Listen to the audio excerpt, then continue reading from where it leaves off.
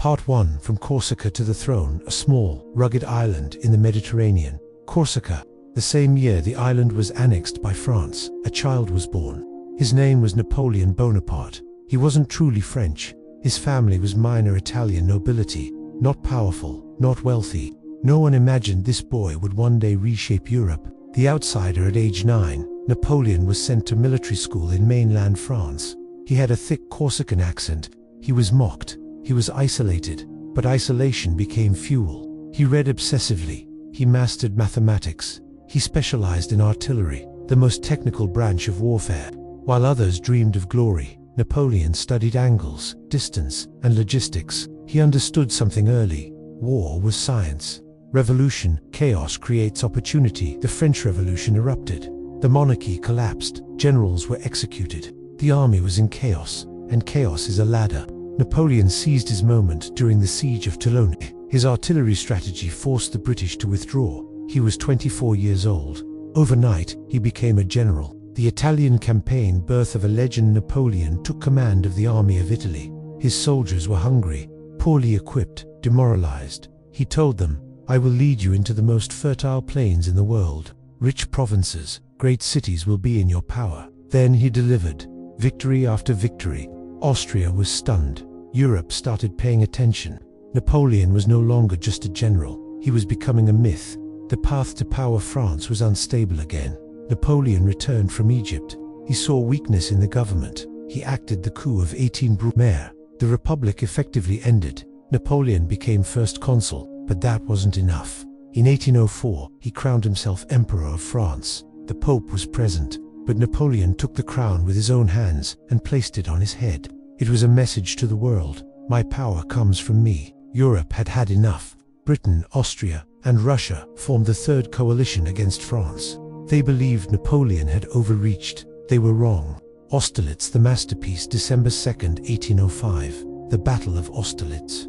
Napoleon deliberately weakened his right flank. He let the Allies think he was vulnerable. They took the bait. As Russian and Austrian forces pushed forward, Napoleon struck the center, the Pratzen Heights. It was devastating. Within hours, the coalition collapsed. It became known as the Battle of the Three Emperors. After Austerlitz, Napoleon wasn't just powerful, he was feared. The Holy Roman Empire dissolved shortly after. A thousand-year-old political structure gone. The empire expands. Napoleon reshaped Europe. He placed his brothers on foreign thrones, redrew borders, created satellite states. But his greatest weapon wasn't the army, it was law. The Napoleonic Code standardized legal systems across territories. It promoted merit over birth, secular governance over religious authority. In many places, he wasn't seen as a conqueror. He was seen as a reformer, the one enemy he couldn't defeat. There was one problem: Britain. Napoleon couldn't invade it. In 1805, the French Navy was crushed at the Battle of Trafalgar. Control of the seas belonged to Britain. So Napoleon tried something else: economic warfare. The continental system. He banned European trade with Britain, but enforcing it across an entire continent, nearly impossible. And cracks began to form. Power at its peak. By 1810, Napoleon controlled most of mainland Europe, from Spain to Poland, from Italy to the edges of Russia. He divorced Josephine, married an Austrian princess, tried to secure a dynasty. He wasn't just a general anymore. He was building a legacy. But empires don't fall from strength. They fall from overreach. And in the East, a decision was forming, one that would change everything. Napoleon stood at the height of his power. Nearly all of continental Europe was under his control. But one empire refused to obey: Russia. Tsar Alexander I had begun ignoring the continental system. Trade with Britain quietly resumed. For Napoleon, this was betrayal, and betrayal demanded punishment. The invasion begins June 1812. Napoleon assembled the largest army Europe had ever seen, over 600,000 men. It was called the Grand Army. French, Polish, German, Italian troops, an empire marching east. At first, there was no great battle. The Russians retreated, burning villages, destroying food supplies, leaving nothing behind. Scorched earth. Napoleon kept advancing, deeper, farther, into the vastness of Russia. Moscow, September 1812. The Battle of Borodino. One of the bloodiest single-day battles of the era. Tens of thousands dead. Napoleon technically won, but it wasn't decisive. He entered Moscow expecting surrender. Instead, the city was abandoned. Then it burned. For days, flames consumed Moscow. No peace offer came. No negotiation. Winter was approaching. The retreat, October. Napoleon waited too long. The temperature dropped. Food ran out. Horses died. Soldiers froze where they stood. The Russian winter was merciless. Snowstorms, starvation, constant attacks from Russian forces. The Grand Army collapsed. Of the 600,000 who entered Russia, fewer than 100,000 returned. It wasn't just a defeat. It was annihilation. The beginning of the end. Europe saw weakness. Prussia rebelled. Austria shifted sides. Britain strengthened the coalition.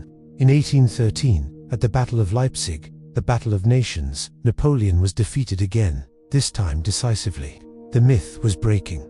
The emperor was no longer invincible, and soon, France itself would be invaded. After the disaster in Russia and defeat at Leipzig, the coalition armies marched into France. Paris fell. Napoleon, once master of Europe, was forced to abdicate. The emperor was finished, or so they thought. Napoleon was exiled to the small island of Elba, a tiny island in the Mediterranean. He was allowed to keep the title of emperor, but only over Elba. It was meant to be humiliation. But Napoleon did not think like a defeated man. He studied, he waited, he watched France grow unstable under the restored monarchy, and then he escaped. March 1815. Napoleon landed in France with barely 1,000 men. The king sent troops to arrest him. Napoleon walked toward the soldiers alone, opened his coat, and said, "If any of you will shoot your emperor, here I am." They didn't fire, they joined him. Within weeks, he marched into Paris. The king fled. Napoleon was emperor again. Europe was stunned. This period became known as the 100 Days. June 18, 1815, Waterloo. Napoleon faced the Duke of Wellington and the Prussian army under Blucher. Rain delayed the French attack. Time was lost. The Prussians arrived. The battlefield turned chaotic. The Imperial Guard, Napoleon's elite force, made a final charge. They were repelled. For the first time, the Guard broke, and when they broke, so did the Empire. Napoleon surrendered to the British. This time, there would be no return. He was sent to St. Helena, a remote island in the South Atlantic. Far from Europe, far from power, far from history's center. He died there in 1821. Napoleon lost his empire, but he changed the world. He reshaped borders, reformed legal systems, redefined warfare, proved that merit could outrank birth. To some, he was a tyrant. To others, a revolutionary genius. But one thing is certain: few men have ever risen so high or fallen so dramatically.